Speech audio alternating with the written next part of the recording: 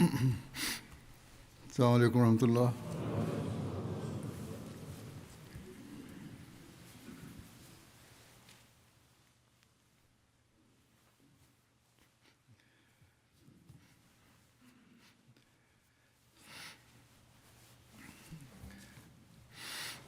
أشهد أن لا إله إلا الله وحده لا شريك له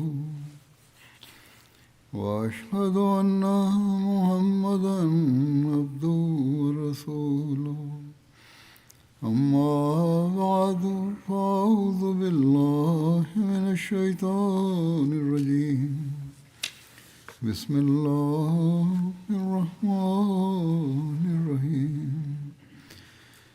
الحمد لله رب العالمين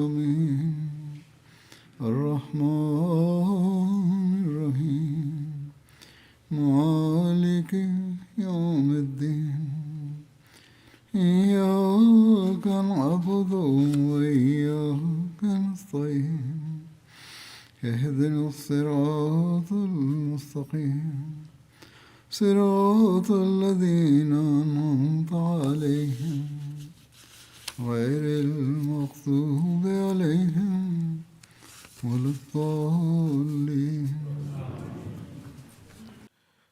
ஹஸ்ரத் நபிகள் நாயகம் ஸல்லல்லாஹு அலைஹி வஸல்லம் அவர்களின் வாழ்க்கை வரலாறு குறித்து 2 வாரங்களுக்கு முன்புள்ள ஹுதுபாவில் கூறும்போது ஏகத்துவத்தை நிலைநாட்டுவதில் அன்னார் கொண்டிருந்த துடிப்பு குறித்து எடுத்துரைத்திருந்தேன். இந்த நோக்கத்தை நிலைநாட்டவே அன்னார் இவ்வுலகிற்கு வந்தார்கள்.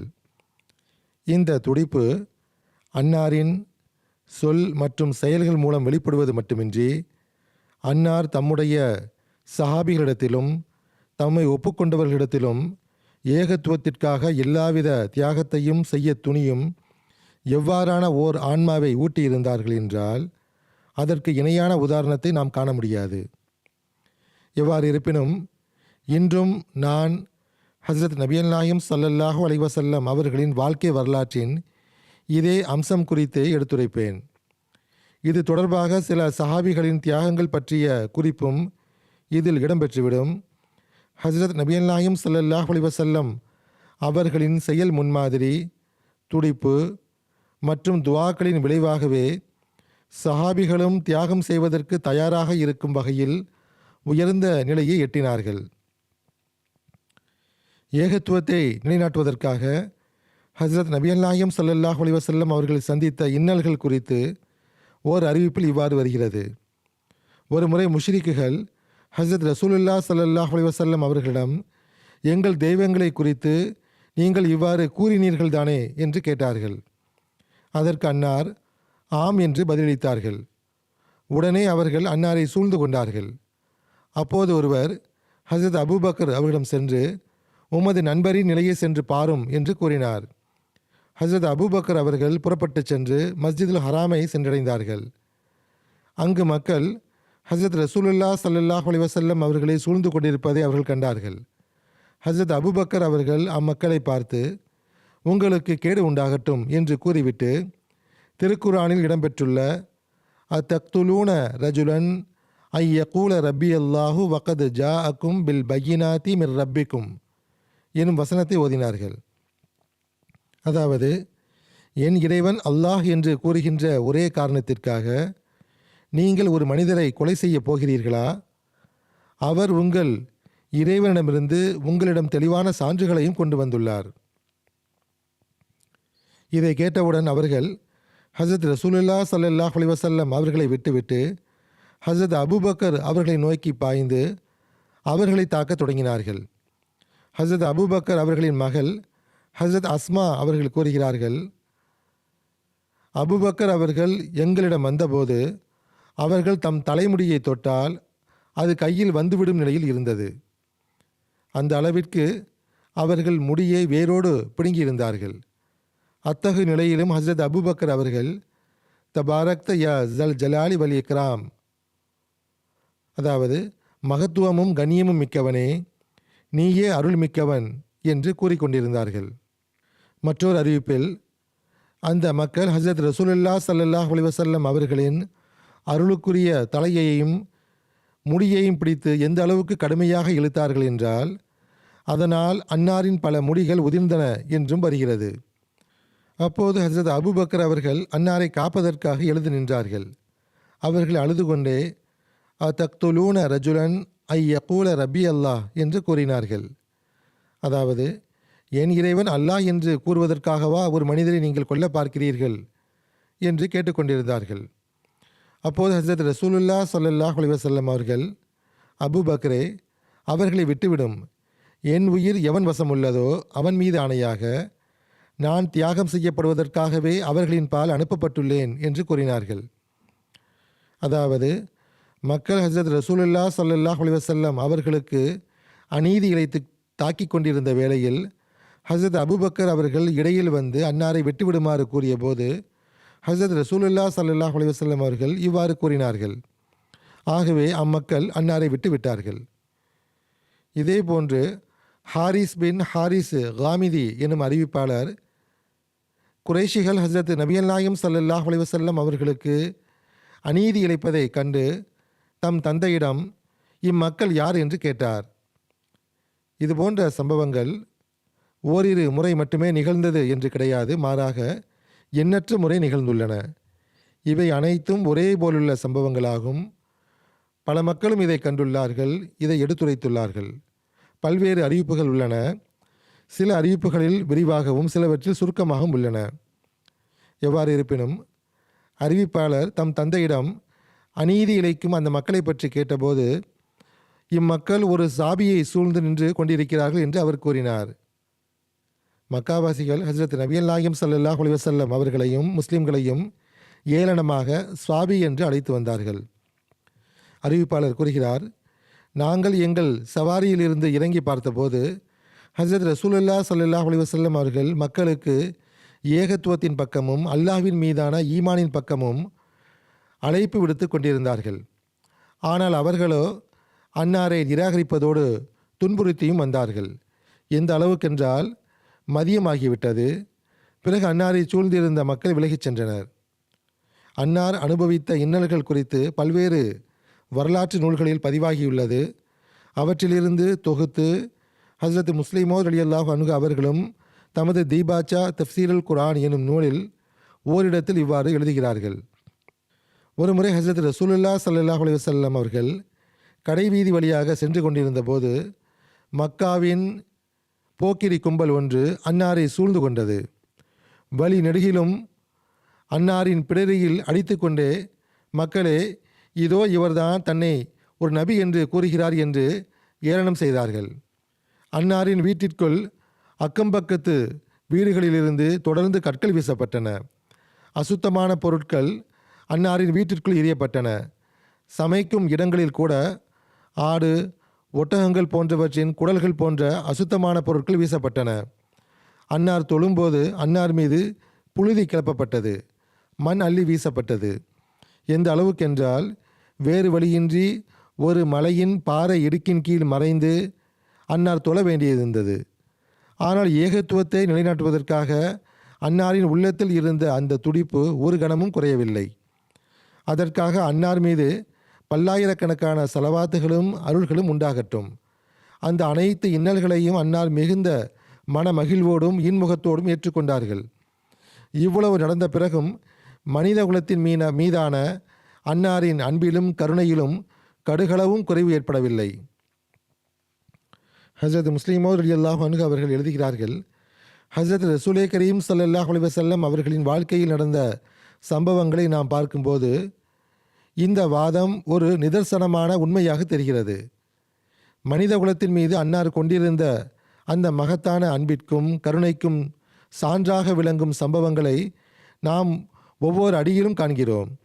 அந்த ஏக இறைவனின் செய்தியை மக்களிடம் கொண்டு சேர்ப்பதற்காக எல்லைகளற்ற துயரங்களை பல ஆண்டுகளாக அன்னார் அனுபவிக்க வேண்டியதிருந்தது. ஒருமுறை காபத்துல்லாவில் காஃபிர்கள் அன்னாரின் கழுத்தில் ஒரு துணியை போட்டு மிக கடுமையாக இருக்கிறார்கள். அதனால் அன்னாரின் கண்கள் சிவந்து பிதுங்கின.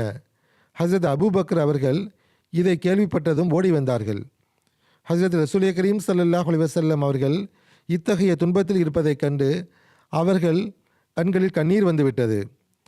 அந்த காஃபிர்களை அப்புறப்படுத்தியவாறே, அல்லாஹுக்கு அஞ்சுங்கள், என் இறைவன் அல்லாஹ் என்று கூறுவதற்காகவா நீங்கள் அவருக்கு அநீதி இழைக்கிறீர்கள் என்று கூறினார்கள். ஒருமுறை ஹஸ்ரத் நபி அல்லாஹிம் ஸல்லல்லாஹு அலைஹி வஸல்லம் அவர்கள் மஸ்ஜிதுல் ஹராமில் நின்று கொண்டு மக்காவின் முஷ்ரிக்குகளை நோக்கி, லா இலாஹ இல்லல்லாஹ், அல்லாஹ்வை தவிர வேறு வணக்கத்திற்குரியவன் யாருமில்லை என்று கூறுங்கள், நீங்கள் வெற்றியடைவீர்கள் என்று கூறினார்கள். இதை கேட்டதும் குறைஷிகள் அன்னார் மீது பாய்ந்தார்கள். ஒருவர் சத்தமிட்டு கொண்டே அன்னாரை தாக்க வந்தபோது ஹாரிஸ் பின் அபி ஹாலா அவர்களே முதலாக அன்னாரை வந்தடைந்தார்கள். ஹாரிஸ் அவர்கள் அந்த மக்களுடன் சண்டையிட்டு அவர்களை ஹஸ்ரத் ரசூலுல்லாஹ் ஸல்லல்லாஹு அலைஹி வஸல்லம் அவரிடமிருந்து அப்புறப்படுத்தினார்கள். அதன் பிறகு அவர்கள் அனைவரும் ஹாரிஸ் அவர்கள் மீது பாய்ந்து அவர்களை ஷஹீதாக்கி விட்டார்கள். ஏகத்துவத்தை பிரச்சாரம் செய்த குற்றத்திற்கு தண்டனையாக மக்காவின் காஃபிர்கள் அன்னாரையும் அன்னாரின் குடும்பத்தாரையும் ஷேபே அபி தாலிப் எனும் பள்ளத்தாக்கில் 3 ஆண்டுகள் சிறை வைத்தனர். அனைத்து வகையான சமூக புறக்கணிப்புகளும் அவர்கள் மீது செய்யப்பட்டன. அந்த தடை நீங்கிய போது ஒருபுறம் ஹஸ்ரத் நபியல் நாயகம் ஸல்லல்லாஹு அலைஹி வஸல்லம் அவர்கள் முன்னரை விட அதிக மன உறுதியுடனும் துணிவுடனும் ஏகத்துவ பிரச்சாரத்தை மக்கா முழுவதும் பரப்பிய போது, மறுபுறம் குறைஷிகள் ஹஸ்ரத் ரசூலுல்லாஹ் ஸல்லல்லாஹு அலைஹி வஸல்லம் அவர்கள் மீது மீண்டும் அநீதிகளையும் சித்திரவதைகளையும் அரங்கேற்ற தொடங்கினார்கள். அன்னாரின் தாயிஃப் பயணமும் ஒரு புகழ்பெற்ற சம்பவமாகும். இது குறித்து ஏற்கனவே பலமுறை கூறப்பட்டுள்ளது. அங்கு அன்னார் மீது கட்டவிழ்த்து விடப்பட்ட அநீதிகள் வரலாற்றில் பல்வேறு விதமாக எடுத்துரைக்கப்பட்டுள்ளன. இது தொடர்பாக ஹஸ்ரத் மிர்சா பஷீர் அஹமத் சாஹிப் அவர்களும் ஓரிடத்தில் இவ்வாறு எழுதுகிறார்கள். ஷேபே அபி தாலிப் முற்றுகை விலகி ஹஸ்ரத் நபியல் நாயகம் ஸல்லல்லாஹு அலைஹி வஸல்லம் அவர்களுக்கு சுதந்திரமாக நடமாடும் வாய்ப்பு கிடைத்த போது தாயிஃபுக்கு சென்று அங்குள்ள மக்களுக்கு இஸ்லாத்தின்பால் அழைப்பு விடுக்க அன்னார் நாடினார்கள். இந்த சம்பவம் ஏற்கனவே எடுத்துரைக்கப்பட்டிருந்தாலும் இதில் சில கூடுதல் விவரங்கள் உள்ளன. ஹஸ்ரத் மிர்சா பஷீர் அஹமத் சாஹிப் அவர்கள் கூறுகிறார்கள், தாயிஃப் என்பது மக்காவிலிருந்து தென்கிழக்கே 40 மைல் தொலைவில் அமைந்துள்ள ஒரு புகழ்பெற்ற இடமாகும். அங்கு பனு சகீஃப் எனும் கோத்திரத்தினர் வசித்து வந்தனர். காபாவின் சிறப்பம்சத்தை தவிர்த்து பார்த்தால் தாயிஃப் நகரம் அந்தஸ்தில் மக்காவிற்கு இணையாக கருதப்பட்டது. அங்கு செல்வாக்கு மிக்கவர்களும் பெரும் செல்வந்தர்களும் வசித்து வந்தனர். தாயிஃபின் இந்த முக்கியத்துவத்தை மக்காவாசிகளை ஒப்புக்கொண்டிருந்தனர். இதை பற்றி மக்காவாசிகள் கூறியது திருக்குரானில் இவ்வாறு இடம்பெற்றுள்ளது. வகாலு லவ்லா நுஸில ஹாதல் குர்ஆனு அலா ரஜுலிம் மினல் கரியத்தைனி அதீம். அதாவது, இந்த குர்ஆன் இறைவனிடமிருந்து வந்ததாக இருந்தால் மக்கா அல்லது தாயிஃபின் ஏதேனும் ஒரு பெரிய மனிதர் மீது இது ஏன் இறக்கப்படவில்லை என்பது அவர்களின் வாதமாக இருந்தது. எவ்வாறு இருப்பினும் நுபுவத்தின் 10ஆம் ஆண்டு ஷவ்வால் மாதத்தில் ஹஸ்ரத் நபியல் நாயகம் ஸல்லல்லாஹு அலைஹி வஸல்லம் அவர்கள் தாயிஃப் நகருக்கு தனியாக சென்றார்கள். அல்லது சில அறிவிப்புகளின்படி ஜெயித் பின் ஹாரிசா அவர்களும் உடன் சென்றார்கள். அங்கு சென்றடைந்ததும் அன்னார் 10 நாட்கள் தங்கி நகரின் தலைவர்களை அடுத்தடுத்து சந்தித்து பேசினார்கள். ஆனால் அந்த நகரத்தின் நட்பெயரிலும் மக்காவைப் போலவே அப்போது யாரும் ஈமான் கொள்வது விதிக்கப்படவில்லை. எந்த அளவுக்கென்றால் அனைவரும் நிராகரித்ததோடு ஏளனமும் செய்தார்கள். இறுதியாக அன்னார் தாயிஃபின் மிக பெரும் தலைவரான அப்து யாலீல் என்பவரிடம் சென்று இஸ்லாத்தின்பால் அழைப்பு விடுத்தார்கள். ஆனால் அவனும் அதனை தெளிவாக நிராகரித்ததோடு கேலி செய்யும் துணியில், நீர் உண்மையாளர் என்றால் உம்மோடு பேசுவதற்கு எனக்கு தகுதியில்லை, நீர் பொய்யர் என்றால் உம்மோடு பேசுவது வீணானது என்று அன்னாருக்கு பதிலளித்தான். மேலும் அன்னாருடைய பேச்சுக்கள் நகரின் இளைஞர்கள் மீது தாக்கத்தை ஏற்படுத்தி விடுமோ என்று அஞ்சி, நீர் இங்கிருந்து செல்வதே நல்லது, ஏனெனில் உமது பேச்சை இங்கு யாரும் கேட்பதற்கு தயாராக இல்லை என்றும் கூறினான். அதன் பின்னர் அந்த துரதிர்ஷ்டசாலி நகரின் விஷமிகளை அன்னாருக்கு பின்னால் ஏவிவிட்டான். அன்னார் நகரை விட்டு வெளியேறிய போது அந்த கூட்டத்தினர் கூச்சலிட்டு கொண்டே பின்னால் வந்து கற்களை வீச தொடங்கினர். அதனால் அன்னாரின் உடல் முழுவதும் இரத்தத்தால் நனைந்தது. தொடர்ச்சியாக 3 மைல் தூரம் வரை அவர்கள் அன்னாரை ஏசிக்கொண்டும் கற்களை வீசிக்கொண்டும் வந்தார்கள். தாயிஃபிலிருந்து 3 மைல் தொலைவில் மக்காவின் தலைவனான உத்பா பின் ரபியாவின் தோட்டம் ஒன்று இருந்தது. அன்னார் அந்த தோட்டத்திற்குள் சென்று தஞ்சம் புகுந்தார்கள். அநீதி இழைத்த அந்த மக்கள் களைப்படைந்து திரும்பிச் சென்றனர்.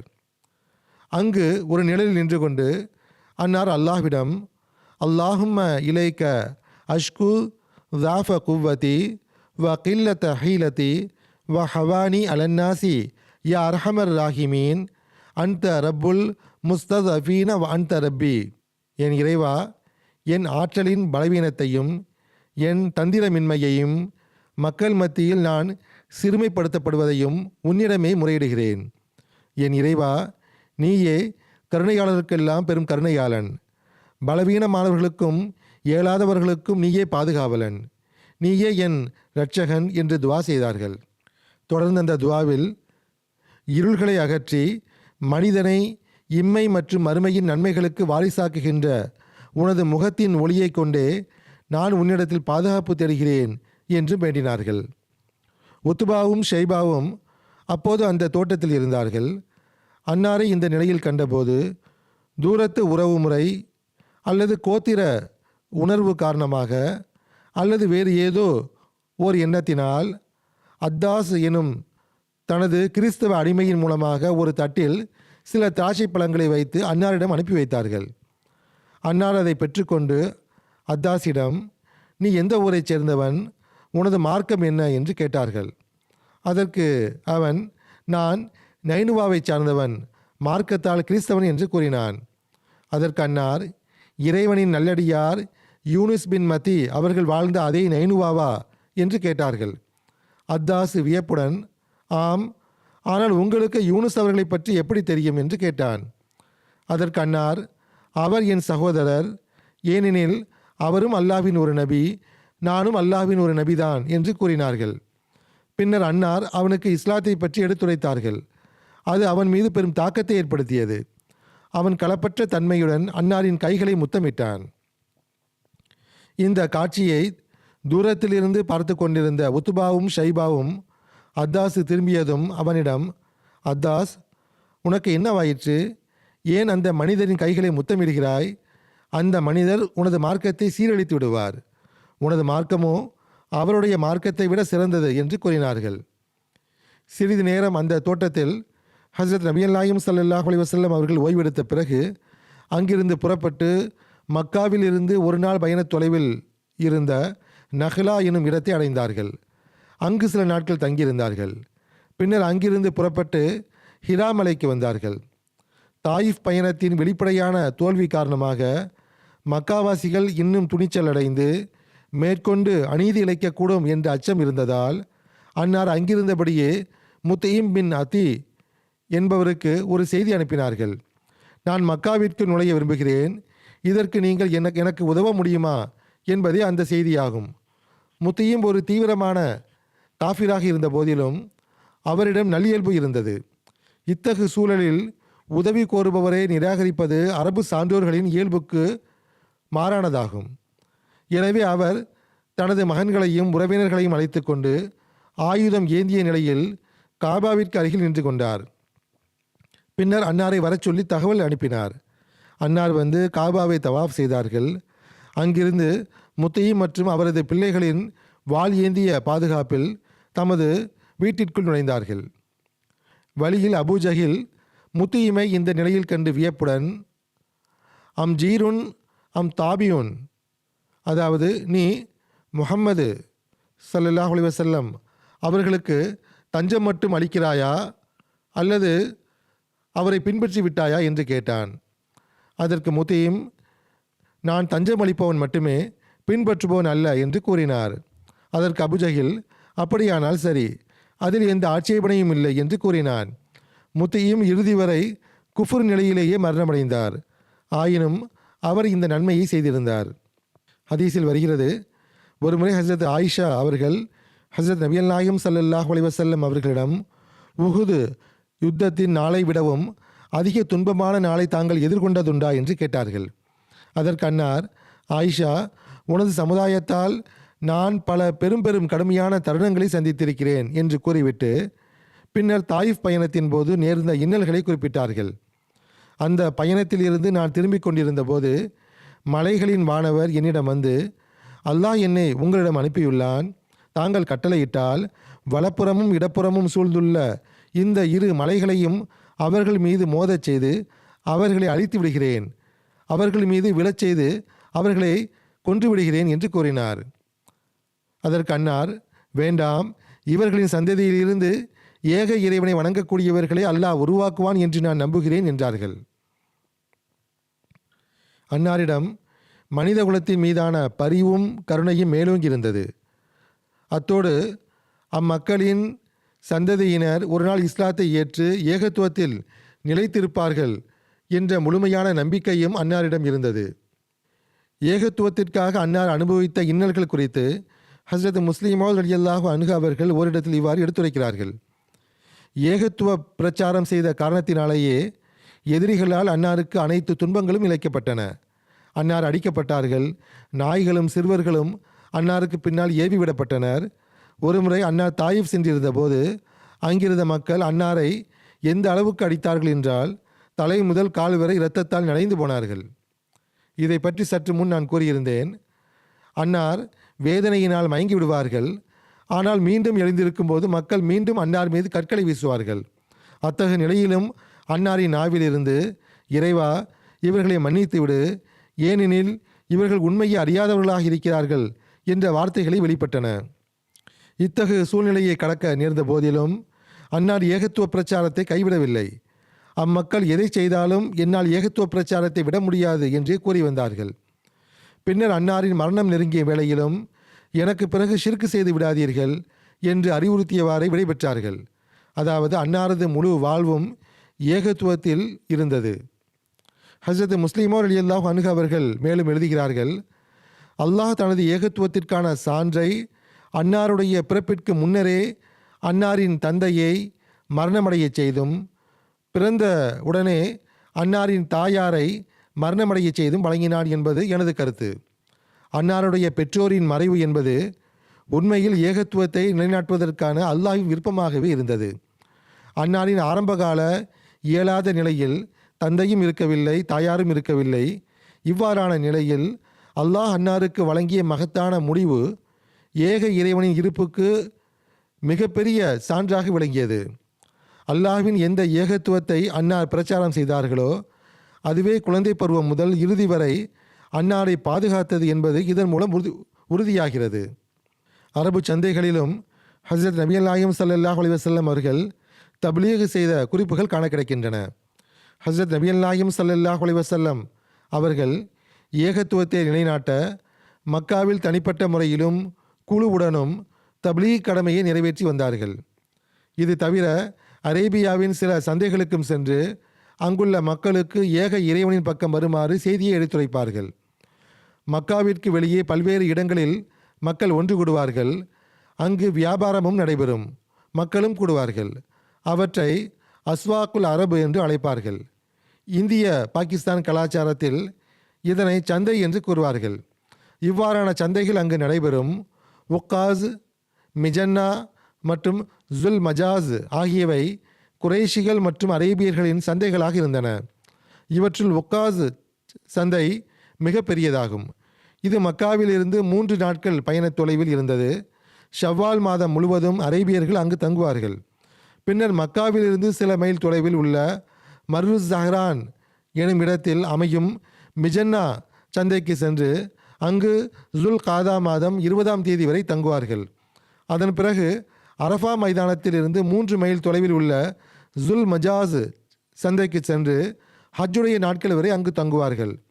இந்த இடங்கள் அனைத்திற்கும் சென்று ஹஸ்ரத் நபிகள் நாயகம் ஸல்லல்லாஹு அலைஹி வஸல்லம் அவர்கள் தப்லீக் செய்வார்கள். ஹஸ்ரத் ஜாபிர் அவர்கள் அறிவிக்கிறார்கள், ஹஸ்ரத் ரசூலுல்லாஹ் ஸல்லல்லாஹு அலைஹி வஸல்லம் அவர்கள் மக்காவில் 10 ஆண்டுகள் தங்கியிருந்தார்கள். ஹஜ்ஜுடைய நாட்களில் உக்காஸ் மற்றும் மிஜன்னா சந்தைகளுக்கு சென்று அங்குள்ள ஒவ்வொரு வீடுகளுக்கும் தங்குமிடங்களுக்கும் தேடிச் சென்று மக்களுக்கு அழைப்பு விடுப்பார்கள். எனது இறைவனின் செய்தியை எடுத்துரைக்க எனக்கு தஞ்சமளிப்பவர் யார், எனக்கு உதவக்கூடியவர் யார், அவருக்கு சொர்க்கம் உண்டு என்று அன்னார் கூறுவார்கள். அறியாமை காலத்தை கண்டவரும் பின்னர் இஸ்லாத்தை ஏற்றவருமான ஹஸ்ரத் ரபியா பின் அப்பாத் அவர்கள் கூறுகிறார்கள், நான் ஜுல் மஜாஸ் சந்தையில் ஹஜ்ரத் ரசூலுல்லாஹ் ஸல்லல்லாஹு அலைஹி வஸல்லம் அவர்களை எனது கண்களால் கண்டேன்.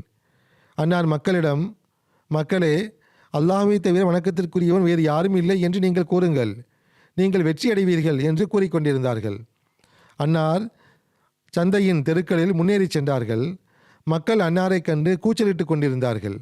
ஆனால் யாரும் அன்னாரின் பேச்சை ஏற்றுக்கொண்டதாக நான் காணவில்லை. இருப்பினும் அன்னார் மௌனமாகிவிடவில்லை. தொடர்ந்து மக்களிடம் அல்லாஹ்வை தவிர வணக்கத்திற்குரியவன் வேறு யாரும் இல்லை என்று கூறுங்கள், நீங்கள் வெற்றி பெறுவீர்கள் என்று கூறிக்கொண்டே இருந்தார்கள். இந்த ஏகத்துவ செய்தியை பரப்பியதற்காக அன்னாருக்கு நெருக்கமானவர்களிடமிருந்தும் அந்நியர்களிடமிருந்தும் பல இன்னல்களை அன்னார் எதிர்கொண்டார்கள். இதன் காரணமாக ஒரு கட்டத்தில் அன்னாரால் வெளிப்படையாக தொழக்கூட முடியவில்லை. ஏனெனில் எதிரிகள் தாக்குதல் நடத்தி விடுவார்கள் என்ற அச்சம் இருந்தது. இருப்பினும் அன்னார் தமது செய்தியை தொடர்ந்து மக்களிடம் கொண்டு சேர்த்தார்கள். இஸ்லாத்தை ஏற்றவர்கள் மீதும் அநீதிகள் இழைக்கப்பட்டன. தொழுகை மற்றும் இறைவணக்கங்கள் ஆகியவற்றை நிறைவேற்றுவது தொடர்பாக ஓர் அறிவிப்பில் இவ்வாறு வருகிறது. ஹஜ்ரத் ரசூலே கரீம் ஸல்லல்லாஹு அலைஹி வஸல்லம் அவர்களும் ஹஜ்ரத் அலி அவர்களும் மக்காவின் மலை இடுக்குகளுக்கு சென்று மக்களிடமிருந்து மறைவாக தொழுது வந்தார்கள். நீண்ட காலம் இவ்வாறு செய்து வந்தார்கள். பின்னர் இது குறித்து ஹஜ்ரத் அபு தாலிப் அவர்களுக்கு தெரிய வந்தபோது இருவரும் தொழுவதை கண்ட ஹஜ்ரத் அபு தாலிப் ஹஜ்ரத் ரசூலே கரீம் ஸல்லல்லாஹு அலைஹி வஸல்லம் அவர்களிடம், என் சகோதரர் மகனே, நீர் ஏற்றுக்கொண்டிருக்கும் இந்த மார்க்கம் எது என்று கேட்டார். அதற்கு அன்னார், என் தந்தையின் சகோதரரே, இது அல்லாஹ்வின் மார்க்கம், அவனது வானவர்கள், அவனது தூதர்கள் மற்றும் நம் தந்தை இப்ராஹிம் அலைஹிஸ்ஸலாம் ஆகியோரின் மார்க்கமாகும் என்று கூறினார்கள். மேலும், அல்லாஹ் என்னை இந்த மார்க்கத்துடன் தூதராக அனுப்பி வைத்துள்ளான். என் தந்தையின் சகோதரரே, நான் உங்களுக்கு நட்போதனை வழங்கவும் உங்களை நேர்வழியின் பால் அழைக்கவும் நீங்கள் மற்றவர்களை விட தகுதியானவர். நீங்கள் இதனை ஏற்றுக்கொள்வதற்கும் எனது உதவியில் பங்கெடுப்பதற்கும் மிகவும் உரிமையுடையவர் என்று கூறினார்கள். அதற்கு ஹஜ்ரத் அபு தாலிப் அவர்கள், என் சகோதரர் மகனே, எனது முன்னோர்களின் மார்க்கத்தை என்னால் விட முடியாது. எனினும் நான் உயிரோடு இருக்கும் வரை எதிரிகளால் உமக்கு எந்த தீங்கும் நேராது. எவ்வாறு இருப்பினும் நான் உமக்கு உதவி செய்வேன் என்று கூறினார்கள்.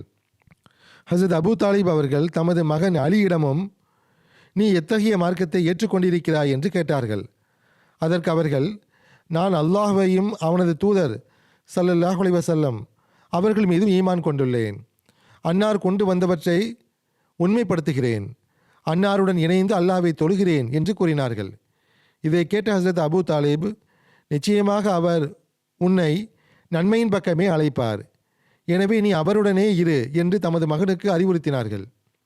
ஏற்கனவே நான் கூறியது போல ஏகத்துவத்தை ஏற்றுக்கொண்டதன் காரணமாக சஹாபிகள் மீதும் பெரும் அநீதிகள் இழைக்கப்பட்டன. மக்காவின் குறைஷிகள் ஒருபுறம் தமது செல்வாக்கை பயன்படுத்தி அரசியல் ரீதியாகவும் அச்சுறுத்தல் மூலமாகவும் இஸ்லாமிய பிரச்சாரத்தை விட்டு ஹஜ்ரத் நபிகள் நாயகம் ஸல்லல்லாஹு அலைஹி வஸல்லம் அவர்களை தடுக்க முயன்றனர். மறுபுறம் இஸ்லாத்தை ஏற்றவர்கள் மீது மிக கொடூரமான அநீதிகளையும் மிருகத்தனமான கொடுமைகளையும் அரங்கேற்றினர். அதை விவரிப்பதற்கு பேனாவுக்கும் வலிமை இல்லை. அதனை எடுத்துரைக்கும் துணிச்சலும் எவருக்கும் ஏற்படாது. அவ்வாறு இருந்தும் எடுத்துரைக்கப்பட்டுள்ள சம்பவங்களுள் பல எவ்வாறு உள்ளன என்றால் அது ஒரு மனிதனை நிலைகுலைய செய்யும் அளவுக்கு கடுமையானவை. ஹஜ்ரத் பிலால் அவர்கள் ஹஜ்ரத் ரசூலுல்லாஹ் ஸல்லல்லாஹு அலைஹி வஸல்லம் அவர்கள் மீது ஈமான் கொண்டபோது பலவிதமான சித்திரவதைகளுக்கு உள்ளாக்கப்பட்டார்கள். மக்கள் அநீதி இழைப்பதில் தீவிரம் காட்டிய போது ஹஜ்ரத் பிலால் அவர்கள் அஹது அஹது, அதாவது இறைவன் ஒருவனே என்று கூறிக்கொண்டிருப்பார்கள். நாங்கள் கூறுவது போல நீயும் கூறு என்று அவர்கள் வற்புறுத்திய போது, நீங்கள் கூறுபவற்றை எனது நாவால் கூற இயலவில்லை என்று ஹஜ்ரத் பிலால் அவர்கள் பதிலளித்தார்கள். மற்றொரு அறிவிப்பில் ஹஜ்ரத் பிலால் அவர்கள் துன்புறுத்தப்பட்ட போது முஷ்ரிக்குகள் அவர்களை தங்கள் பக்கம் இழுக்க முயன்றனர். அப்போதும் ஹஜ்ரத் பிலால் அவர்கள் அல்லாஹ் அல்லாஹ் என்றே கூறினார்கள். இன்னொரு அறிவிப்பில் ஹஜ்ரத் பிலால் அவர்கள் ஈமான் கொண்டபோது அவரது எஜமானர்கள் அவரை பிடித்து தரையில் கிடத்தி அவர் மீது கற்களையும் பசுவின் தோலையும் போட்டார்கள். உமது இறைவன் லாத் மற்றும் உஸ்ஸாதான் என்று அவர்கள் கூறச் சொன்னார்கள். ஆனால் அவர்கள் அப்போதும் அஹது அஹது என்றே கூறி வந்தார்கள். அப்போது அங்கு அந்த எஜமானர்களிடம் ஹஜ்ரத் அபூபக்கர் அவர்கள் வந்தார்கள். எவ்வளோ காலம்தான் இந்த மனிதரை துன்புறுத்துவீர்கள் என்று கேட்டுவிட்டு ஹஜ்ரத் பிலால் அவர்களை 7 ஊக்கியா கொடுத்து விலைக்கு வாங்கி விடுதலை செய்தார்கள். ஓர் ஊக்கியா என்பது 40 திர்ஹம்கள் ஆகும். அதாவது 280 திர்ஹம்கள் கொடுத்து அவர்களை விலைக்கு வாங்கி விடுதலை செய்தார்கள். இவர்களை தவிர ஹஸ்ரத் சுமையா, ஹஸ்ரத் அம்மார் பின் யாசிர், ஹஸ்ரத் ஹப்பாப் மற்றும் பல அடிமைகளும் சுதந்திரமான பல ஆண்களும் பெண்களும் ஏகத்துவத்தை ஏற்ற காரணத்தினால் காஃபிர்களின் கொடூரமான சித்திரவதைகளுக்கு இலக்கானார்கள். மக்காவின் காஃபிர்கள் பலவீனமான முஸ்லிம்களை துன்புறுத்தி வந்தார்கள்தான். அவர்கள் ஹஸ்ரத் ரசூலே கரீம் ஸல்லல்லாஹு அலைஹி வஸல்லம் அவர்களையும் கூட விட்டு வைக்கவில்லை. அது பற்றி ஏற்கனவே கூறப்பட்டு விட்டது. இன்னும் சொல்லப்போனால் அனைவரையும் விட ஹஸ்ரத் நபிகள் நாயகம் ஸல்லல்லாஹு அலைஹி வஸல்லம் அவர்களே மிக கடுமையான துன்பங்களையும் வேதனைகளையும் எதிர்கொள்ள வேண்டியிருந்தது. எல்லோரையும் விட அதிகம் புகழப்பட்டவர் என்ற பொருள்படும் முஹம்மது ஸல்லல்லாஹு அலைஹி வஸல்லம் என்ற அன்னாரின் பெயரை சிதைத்து எல்லோரையும் விட அதிகம் இகழப்பட்டவர் என்ற பொருள்படும் முசம்மம் என்று அவர்கள் அழைத்தது எவ்வளோ பெரிய வேதனையாக இருந்திருக்கும். நவுதுபில்லா. அந்த ஊரிலேயே எல்லோரையும் விட அதிகம் உண்மையாளராக விளங்கியவரை பொய்யர் என்று கூறினார்கள். அந்த சமூகத்தின் பெரும் நலன் விரும்பியை மோசடி செய்பவர் என்றும் பேராசைக்காரர் என்றும் ஏமாற்றுக்காரர் என்றும் அவர்கள் பழித்தார்கள். தமது இளமையையும் உடல் நலத்தையும் இரவும் பகலும் அந்த மக்களின் நல்வாழ்விற்காக அர்ப்பணித்தவரை பைத்தியம் என்றும் நோயாளி என்றும் கூறினார்கள். சில நேரங்களில் அன்னாரின் கழுத்தில் துணியை போட்டு மூச்சு நிற்கும் அளவுக்கு இழுப்பார்கள். சில நேரங்களில் கற்களை வீசுவார்கள். அசுத்தமான பொருட்களை அன்னார் மீது எறிவார்கள். உர்வா பின் ஜுபைர் அவர்கள் அறிவிக்கிறார்கள், நான் ஹஸ்ரத் அப்துல்லா பின் அம்ரு பின் ஆஸ் அவர்களிடம் முஷ்ரிக்குகள் ஹஸ்ரத் நபிகள் நாயகம் ஸல்லல்லாஹு அலைஹி வஸல்லம் அவர்களுக்கு இழைத்த மிக மோசமான செயல் எது என்று கேட்டேன். அதற்கு அவர் கூறினார், ஒருமுறை ஹஸ்ரத் நபிகள் நாயகம் ஸல்லல்லாஹு அலைஹி வஸல்லம் அவர்கள் மஸ்ஜிதுல் ஹராமின் ஹத்தீம் பகுதியில் தொழுது கொண்டிருந்தார்கள். அதாவது காபாவிற்கு அருகில் உள்ள காலியான பகுதியாகும் அது. அதை சுற்றிலும் சிறிய சுவர் கட்டப்பட்டிருக்கும். அந்த பகுதிக்கு ஹத்தீம் என்று பெயர். அறிவிப்பாளர் கூறுகிறார், அப்போது உக்பா பின் அபி முஐத் அங்கு வந்து ஒரு துணியை அன்னாரின் கழுத்தில் போட்டு மிக கடுமையாக இறக்கினான். அந்த சமயம் ஹசரத் அபூபக்கர் அவர்கள் அங்கு வந்து உக்பாவின் தோலை பிடித்து தள்ளிவிட்டு அன்னாரை விட்டு அவனை நீக்கினார்கள். அப்போது ஹசரத் அபூபக்கர் அவர்கள் தக்துலூன ரஜுலன் ஐயகூல ரபி அல்லாஹ், என் இறைவன் அல்லாஹ் என்று கூறும் ஒரு மனிதரையா நீங்கள் கொல்ல பார்க்கிறீர்கள் என்று கேட்டார்கள். போர்க்களங்களிலும் ஹஸ்ரத் நபிகள் நாயகம் ஸல்லல்லாஹு அலைஹி வஸல்லம் அவர்கள் ஏகத்துவத்திற்காக எப்போதும் தன்மானத்தை வெளிப்படுத்தியதை நாம் காண்கிறோம். பலமுறை இது தொடர்பாக கூறப்பட்டும் உள்ளது. உஹுது போரின் புகழ்பெற்ற சம்பவம் நாம் அறிந்ததே.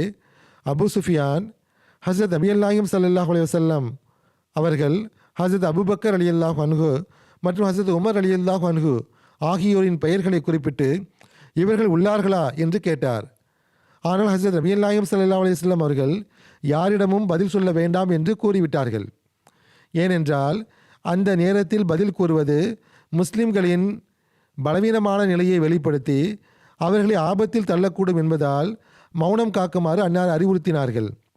அதை கண்ட அபு சுஃபியான் ஹுபுல் சிலை ஓங்குக என்று முழக்கமிட்டார். அவர் இதை கூறியதும் ஹஸ்ரத் நபிகள் நாயகம் ஸல்லல்லாஹு அலைஹி வஸல்லம் அவர்கள் பொறுக்க முடியாமல் இதற்கு பதில் கூறுங்கள் என்று கூறினார்கள். சஹாபிகள் நாங்கள் என்ன பதில் கூற வேண்டும் என்று கேட்டார்கள். அதற்கு அன்னார், அல்லாஹ்வே மிக உயர்ந்தவன், அவனே கண்ணியமிக்கவன் என்று கூறுங்கள் என்றார்கள். பின்னர் அபு சுஃபியான், எங்களுக்கு உஸ்ஸா சிலை உண்டு, உங்களுக்கு உஸ்ஸா இல்லை என்று கூறினார். அப்போதும் ஹஸ்ரத் நபிகள் நாயகம் ஸல்லல்லாஹு அலைஹி வஸல்லம் அவர்கள் இதற்கு பதில் கூறுங்கள் என்றார்கள். சஹாபிகளாகிய அவர்கள் நாங்கள் என்ன கூறுவது என்று கேட்டபோது, அல்லாஹ்வே எங்கள் பாதுகாவலன், உங்களுக்கு பாதுகாவலன் எவரும் இல்லை என்று கூறுமாறு அன்னார் கட்டளையிட்டார்கள். அல்லாஹ்வின் இருப்பு பற்றியும் அவனுடைய ஏகத்துவத்தை பற்றியும் கேள்வி எழுந்தபோது அன்னார் எந்த ஒரு ஆபத்தையும் பொருட்படுத்தவில்லை. தௌஹீதின் மீதான தன்மானத்தின் காரணமாகத்தான் ஹஸ்ரத் நபிகள் நாயகம் ஸல்லல்லாஹு அலைஹி வஸல்லம் அவர்கள் சஹாபிகளிடம் அல்லாஹு ஆலா வஜல், அல்லாஹு ஆலா வஜல் என்று முழங்குங்கள் என்றார்கள். அதாவது, காஃபிர்களே, நீங்கள் பொய் சொல்கிறீர்கள், ஹுபுல் சிலைக்கு எந்த பெருமையும் இல்லை, அல்லாஹ் ஒருவனே இணையற்றவன், கண்ணியமானவன், அவனது அந்தஸ்தே மேலானது என்று கூறினார்கள். ஹஸ்ரத் மஸீஹ் மவ்ஊத் அலைஹிஸ்ஸலாத்து வஸ்ஸலாம் அவர்கள் ஹஸ்ரத் நபிகள் நாயகம் ஸல்லல்லாஹு அலைஹி வஸல்லம் அவர்களின் அந்தஸ்து மற்றும் ஏகத்துவத்தை நிலைநாட்டுவதில் அன்னார் வகித்த இடத்தை குறித்து எழுதியுள்ள ஒரு மேற்கோளை இங்கு நான் வாசிக்கிறேன். இது நாம் மீண்டும் மீண்டும் வாசிக்கவும் கேட்கவும் வேண்டிய ஒன்று. தௌஹீது குறித்த சரியான ஞானத்தையும் புரிதலையும் நாம் எவ்வாறு பெற வேண்டும் என்பதற்கு இது ஒரு வழிகாட்டியாகும். ஹசரத் மசீமோத் அலைஹிஸ்ஸலாத்து வஸ்ஸலாம் அவர்கள் கூறுகிறார்கள், அரபு நாட்டை சார்ந்த முஹம்மது எனும் பெயருடைய இந்த இறைத்தூதர் எவ்வளவு உயர்வான தகுதியை கொண்ட இறைத்தூதர் ஆவார் என நான் எப்போதும் வியப்புடன் பார்க்கிறேன். ஆயிரம் ஆயிரம் அருள்களும் சாந்தியும் அவருக்கு உண்டாவதாக. அவருடைய உயரிய அந்தஸ்தின் எல்லையை கண்டறிய முடியாது. அவருடைய பரிசுத்தமாக்கும் தாக்கத்தை பற்றி அனுமானிப்பது மனிதனின் வேலையன்று. உண்மையை கண்டறிய வேண்டிய முறையில் அவருடைய உயர் அந்தஸ்து கண்டறியப்படவில்லை என்பது வருந்தத்தக்கதாகும். உலகிலிருந்து மறைந்த அந்த ஏகத்துவத்தை மீண்டும் உலகிற்கு கொண்டு வந்தவர் அந்த வீரர் ஒருவரே. அவர் இறைவனிடம் எல்லையற்ற அன்பை கொண்டிருந்தார். படைப்பினங்களிடம் கொண்டிருந்த எல்லையற்ற இரக்கத்தில் அவர் உயிரே உருகிவிட்டது. எனவே அவருடைய உள்ளத்தின் இரகசியத்தை அறிந்திருந்த இறைவன் அவருக்கு எல்லா நபிமார்களை விடவும் முன்னவர் பின்னவர் அனைவரை விடவும் சிறப்பினை வழங்கினான். மேலும் அவருடைய குறிக்கோள்களை அவர் வாழ்நாளிலே நிறைவேற்றினான். இறைவன் மீது அன்னார் கொண்டிருந்த நேசமும் எல்லையற்றது. படைப்பினங்கள் மீது அன்னார் கொண்டிருந்த பரிவும் எல்லையற்றது. இது எவ்வளவு அழகான விஷயம்! மக்கள் இறைவனுக்கு நெருக்கமானவர்களாக மாற வேண்டும், தௌஹீதில் நிலைத்திருக்க வேண்டும், தங்களின் இம்மை மறுமை வாழ்வை சீர்பிடித்து கொள்ள வேண்டும் என்பதே அன்னாரின் இலக்காக இருந்தது. ஹசரத் மசீமோத் அலைஹிஸ்ஸலாத்து வஸ்ஸலாம் அவர்கள் தொடர்ந்து கூறுகிறார்கள், அன்னாரே ஒவ்வொரு அருளுக்கும் தலையூற்றாக விளங்குகிறார்கள். அன்னாரது அருளை பெற்றுக்கொண்டதாக ஒப்புக்கொள்ளாமல் எவராவது ஒரு சிறப்பை உரிமை கொண்டாடினால் அவர் மனிதர் அல்ல, மாறாக ஷைத்தானின் சந்ததி ஆவார். ஏனெனில் ஒவ்வொரு சிறப்பிற்கும் உரிய திறவுகோல் அன்னாருக்கே வழங்கப்பட்டுள்ளது. ஒவ்வொரு ஞானத்தின் பொக்கிஷமும் அன்னாருக்கே அருளப்பட்டுள்ளது. அன்னார் மூலமாக பெறாதவன் நிரந்தர இழப்பிற்குள்ளானவன் ஆவான். நாம் என்ன, நமது உண்மை நிலை என்ன? இந்த நபியின் மூலமாகவே நாம் உண்மையான ஏகத்துவத்தை பெற்றோம். உயிருள்ள இறைவனை பற்றிய ஞானம் இந்த முழுமையான நபியின் மூலமாகவும் அவரது ஒளியின் மூலமாகவுமே நமக்கு கிடைத்தது என்று நாம் ஒப்புக்கொள்ளாவிட்டால் நாம் நன்றி மறந்தவர்களாய் விடுவோம். அல்லாஹ்வின் முகத்தை காண்பதற்கு உதவும் அவனது உரையாடல்களை பெறும் பாக்கியத்தை பெறுவதற்கும் இந்த மாபெரும் நபியே காரணமாக இருந்தார். நேர்வழி எனும் இந்த சூரியனின் கதிர்கள் நம் மீது விழுகின்றன. நாம் அவருக்கு முன்னால் நிற்கும் வரை மட்டுமே ஒளியுடன் இருக்க முடியும்.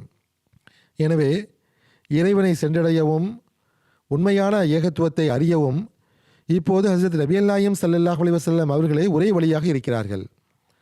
ஹசரத் மசீமோத் அலைஹிஸ்ஸலாத்து வஸ்ஸலாம் அவர்கள் தொடர்ந்து கூறுகிறார்கள், எந்த நபர்கள் இந்த தவறான எண்ணத்தில் பிடிவாதமாக இருக்கிறார்களோ, அதாவது ஹசரத் நபியல் நாயகம் ஸல்லல்லாஹு அலைஹி வஸல்லம் அவர்கள் மீது ஈமான் கொள்ளாதவர் அல்லது மார்க்கத்தை விட்டு விலகிய ஒருவர் ஏகத்துவத்தில் நிலைத்திருந்து அல்லாஹ்வே இணையற்ற ஏகன் என்று அறிந்து கொண்டால் அவரும் ரட்சிப்பு பெற்றுவிடுவார் என்றும், ஈமான் கொள்ளாததாலோ அல்லது முர்த்ததானதாலோ அவருக்கு எவ்வித பாதிப்பும் ஏற்படாது என்றும் கருதுகிறார்களோ அத்தகையவர்கள் உண்மையில் ஏகத்துவத்தின் உண்மையை பற்றி அறியாதவர்கள் ஆவர். வெறுமனே இறைவனை ஏகன் என்று மட்டும் கருதுவதால் ரட்சிப்பு கிடைத்து விடாது. மாறாக ரட்சிப்பு என்பது இரண்டு விஷயங்களை பொறுத்தே அமைகின்றன. ஒன்று, முழுமையான உறுதியுடன் அல்லாஹ்வின் இருப்பு மற்றும் அவனது ஏகத்துவத்தின் மீது ஈமான் கொள்ள வேண்டும்.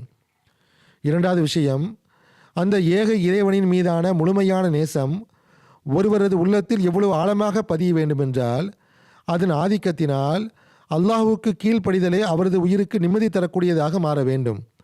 அவனின்றி அவரால் வாழவே முடியாது என்ற நிலை ஏற்பட வேண்டும். அதாவது அவரது நிலையில் இந்த அளவு இறை ஆதிக்கம் ஏற்பட்டுவிட வேண்டும்.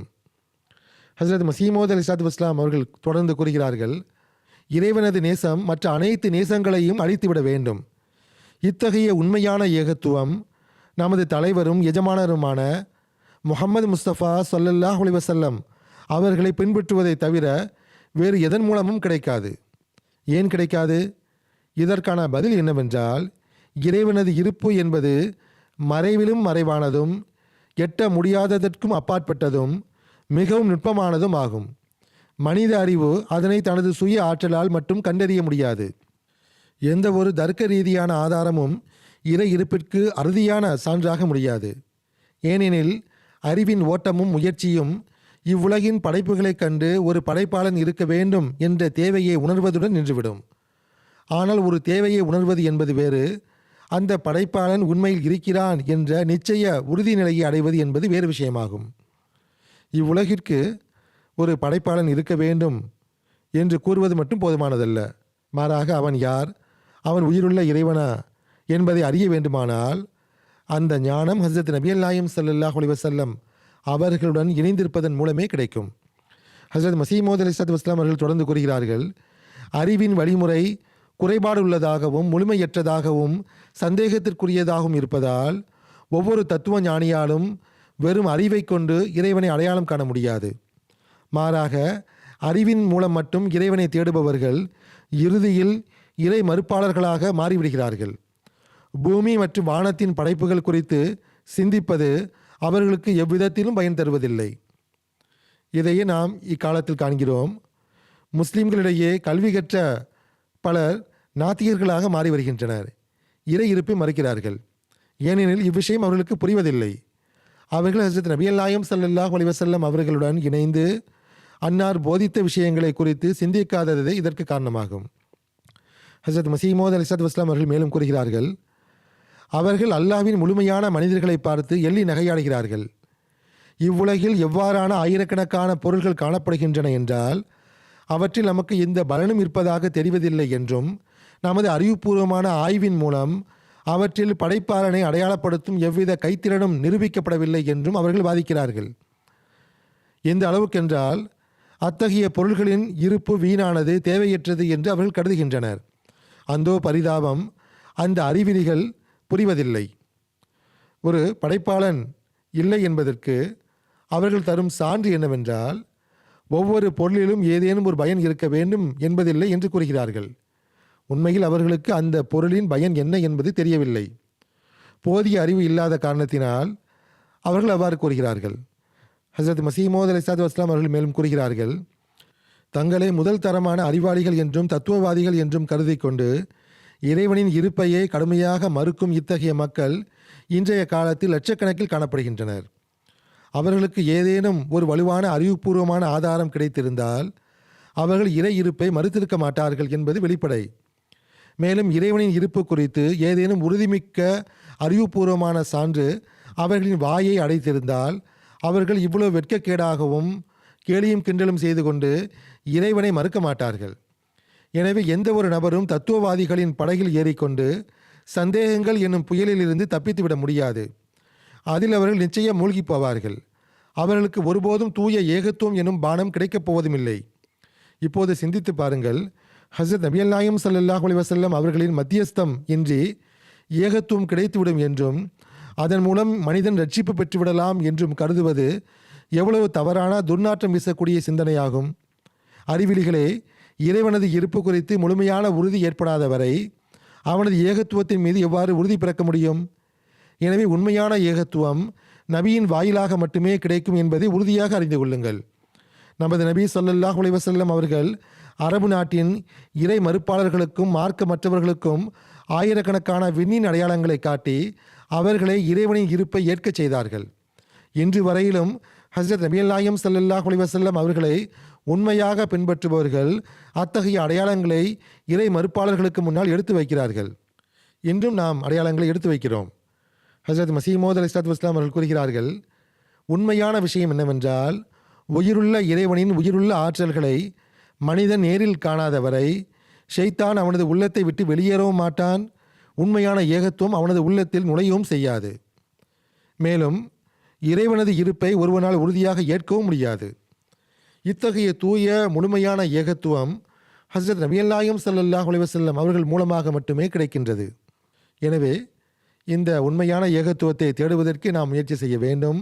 நமது ஈமானை எத்தகைய உயர்ந்த நிலைக்கு கொண்டு செல்ல வேண்டும் என்றால் அங்கு நாம் எல்லாவித தியாகத்திற்கும் தயாராக இருக்க வேண்டும். ஹஸ்ரத் நபியல் நாயம் ஸல்லல்லாஹு அலைஹி வஸல்லம் அவர்கள் மீதும் உண்மையான நேசத்தை நம்முள் உருவாக்க வேண்டும். இக்காலத்தில் ஹஸ்ரத் நபியல் நாயம் ஸல்லல்லாஹு அலைஹி வஸல்லம் அவர்களின் ஏகத்துவ பிரச்சாரத்தை தொடரவே அன்னாரின் உண்மை ஊழியராகிய ஹஸ்ரத் மசீமோத் அலைஹிஸ்ஸலாத்து வஸ்ஸலாம் அவர்களை அல்லாஹ் அனுப்பியுள்ளான். நாம் அன்னாரிடம் பைய செய்துள்ளோம். எனவே நாம் அதனுடைய உரிமையை செலுத்த வேண்டும் என்பதற்காக நாம் முழுமையாக முயற்சி செய்யவும் வேண்டும், துஆவும் செய்ய வேண்டும். ஏகத்துவத்தை நிலைநாட்டுவதிலும் அதன் தன்மானத்திலும் நாம் அனைவருக்கும் முன்னே இருக்க வேண்டும் என்று ரமலானின் எஞ்சியுள்ள இந்த நாட்களில் நாம் குறிப்பாக துவா செய்ய வேண்டும். அல்லாஹ் நமக்கு அதற்கு நல்வாய்ப்பு வழங்குவானாக, நமது பலவீனங்களை நீக்குவானாக. முஸ்லிம் சமுதாயத்திற்காகவும் துவா செய்யுங்கள் என்று கடந்த ஹுத்பாவிலும் நான் கூறியிருந்தேன். அவர்களும் உண்மையான ஏகத்துவத்தை உணர்ந்து அதன்படி செயல்பட வேண்டும். அப்போதுதான் அவர்கள் எஞ்சி இருக்க முடியும். அப்போதுதான் எதிரிகளின் தஜ்ஜாலிய சூழ்ச்சிகளிலிருந்து அவர்கள் தப்பிக்க முடியும். அல்லாஹ் அவர்களுக்கும் இதற்கு நல்வாய்ப்பு வழங்குவானாக. இன்றும் தொழுகைக்கு பிறகு ஒரு ஜனாசா காயிப் தொழுகையை நடத்துவேன். அது ஜமாத்தின் முரப்பியான மதிப்பிற்குரிய ஜிக்ருல்லா தாயோ அய்யூப் சாஹிப் அவர்களுடையதாகும். அவர்கள் கடந்த சில நாட்களுக்கு முன்பு தமது 80வது வயதில் வஃபாத் ஆனார்கள். இன்னா லில்லாஹி வ இன்னா இலைஹி ராஜிஊன். அல்லாஹ்வின் அருளால் அவர்கள் வசிய செய்தவராக இருந்தார்கள். அவர்கள் நைஜீரியாவைச் சேர்ந்தவர்கள். 1965ஆம் ஆண்டு ஒரு கனவின் மூலமாக அஹ்மதியத்தை ஏற்றுக்கொண்டார்கள். 1966ஆம் ஆண்டு கானாவில் உள்ள மிஷனரி ட்ரைனிங் கல்லூரியில் சேர்ந்து தனது ஆரம்ப கல்வியை முடித்த பிறகு 1969இல் நைஜீரியா திரும்பினார்கள். ஒரு வருடம் அங்கு தொண்டாற்றிய பின் 1970இல் ஷாஹிது பட்டத்திற்காக ரபுவாவில் உள்ள ஜாமியா அஹ்மதியாவில் சேர்ந்தார்கள். 1977ஆம் ஆண்டு மௌலவி ஃபாசில் தேர்விலும் தேர்ச்சி பெற்றார்கள். 1979இல் ஷாஹிது பட்டம் பெற்ற பிறகு நைஜீரியா திரும்பி தனது தொண்டை துவங்கினார்கள். மரணம் வரை அங்கேயே பணியாற்றினார்கள். சுமார் 47 ஆண்டுகள் மார்க்க தொண்டு புரியும் நல்வாய்ப்பு அவர்களுக்கு கிடைத்தது. நைஜீரியாவின் பல்வேறு இடங்களில் அவர்கள் பணியாற்றும் நல்வாய்ப்பு கிடைத்துள்ளது. நைஜீரியாவின் நாயிப் அமீராகவும் தொண்டாற்றினார்கள். இதழியல் துறையில் முதுகலை பட்டம் பெற்றிருந்ததால் அது சார்ந்த பணிகளிலும் ஈடுபட்டு வந்தார்கள். நைஜீரியாவின் ஜாமியத்துல் முபஷிரினுடைய பிரின்சிபலாகவும் அவர்கள் நியமிக்கப்பட்டார்கள். முதலில் பொறுப்பு முதல்வராகவும் பின்னர் 3-4 ஆண்டுகள் முழு நேர முதல்வராகவும் அவர்கள் பணியாற்றினார்கள். மிகச்சிறந்த விளையாட்டு வீரராகவும் இருந்தார்கள். அவர்களுக்கு விளையாட்டுகளில் மிகுந்த ஆர்வம் இருந்தது. ஆயினும் அவர்கள் விளையாட்டை தமது இறை வணக்கங்களுக்கு ஒருபோதும் தடையாக இருக்க விட்டதில்லை. அவர்கள் ஒரு சிறந்த எழுத்தாளர், மொழியியலாளர் மற்றும் கவிஞராகவும் திகழ்ந்தார்கள். அன்னாரின் மறைவுக்கு பிறகு அவரது மனைவி, 3 மகன்கள் மற்றும் 5 மகள்கள் உள்ளனர். அவர்களது இளைய மகன் அப்துல் முஜீப் சாஹிப் அவர்கள் தற்போது நைஜீரியாவில் ஜமாத்தின் முபல்லிகாகவும் ரிவ்யூ ஆஃப் ரிலிஜியன்ஸ் நைஜீரியா கிளையின் ஒருங்கிணைப்பாளராகவும் தொண்டாற்றி வருகிறார். அவரும் வாழ்வை அர்ப்பணித்தவர் ஆவார். மிஷனரி இன்சார்ஜ் தாகிர் அத்னான் சாஹிப் கூறுகிறார், மர்ஹூம் அவர்கள் மிகுந்த பேணுதலுடையவராகவும் கீழ்ப்படிதலுடையவராகவும் ஜமாத் தொண்டுகளுக்காக எப்போதும் தயாராக இருப்பவராகவும் திகழ்ந்தார்கள். 20 ஆண்டுகளுக்கு மேலாக அவர்களை மிக அருகில் இருந்து பார்க்கும் வாய்ப்பு எனக்கு கிடைத்தது. அக்காலத்தில் அவர்களது உயரிய பண்பு, அடக்கம், பணிவு மற்றும் ஹிலாஃபத்துடனும் ஜமாத் அமைப்புடனும் அவர்கள் கொண்டிருந்த அசாத்திய நன்றியுணர்வு மற்றும் கீழ்ப்படிதலுக்கு பல உதாரணங்களை நான் கண்டுள்ளேன். நான் இன்சார்ஜாக நியமிக்கப்பட்ட போது அவர்கள் என்னை விட வயதில் மூத்தவராக இருந்த போதிலும் முழு நன்றி உணர்வுடனும் பொறுப்புணர்வுடனும் எனது சொற்களுக்கு கீழ்ப்படிந்து நடந்தார்கள். அதேபோல் ஜமாத்தின் முரபியாக யூசுப் காலிக் சாஹிப் கூறுகிறார், முதல்வர் என்ற முறையில் மாணவர்களின் தர்பியத் விஷயத்தில் அவர்கள் மிகுந்த கவனம் செலுத்தினார்கள். மாணவர்களிடையே பொறுப்புணர்வை ஏற்படுத்தியதோடு எந்த பணிக்காகவும் சாக்குப்போக்குகள் கூறக்கூடாது என்று எப்போதும் அறிவுறுத்தி வந்தார்கள். ஹலிஃபத்துல் மசீஹின் அறிவுரைகளை உடனுக்குடன் செயல்படுத்துவதில் குறிப்பாக அழுத்தம் கொடுப்பார்கள். நடைமுறை பயிற்சிக்காக மாணவர்களை தப்லீக் பயணங்களுக்கும் அனுப்பி வைப்பார்கள். ஒவ்வொரு வேலைக்கும் தனது சொந்த முன்மாதிரியை முதலில் வெளிப்படுத்தினார்கள். இது மாணவர்களின் வாழ்வில் ஆழமான தாக்கத்தை ஏற்படுத்தியது. நானும் அவர்களை நேரில் பார்த்திருக்கிறேன். அவர்கள் மிகுந்த களப்பற்ற எண்ணம் உடையவராகவும் நன்றியுணர்வு மிக்கவராகவும் பணிவுள்ள மனிதராகவும் இருந்தார்கள். அல்லாஹ் அவர்கள் மீது மன்னிப்பையும் கருணையையும் பொழிந்து அன்னாரின் அந்தஸ்தை உயர்த்துவானாக.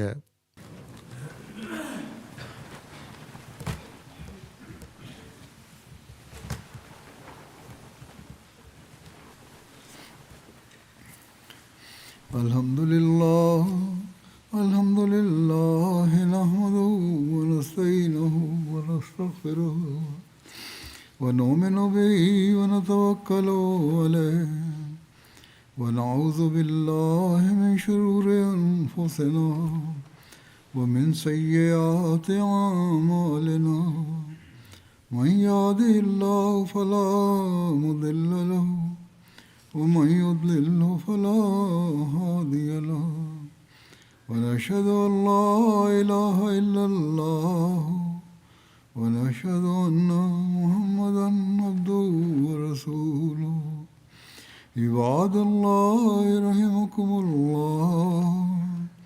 إن الله يأمر بالعدل والإحسان وإيتاء ذي القربى وينهى عن الفحشاء والمنكر والبغي يعظكم لعلكم تذكرون اذكروا الله يذكركم وادعوه يستجب لكم ولذكر الله أكبر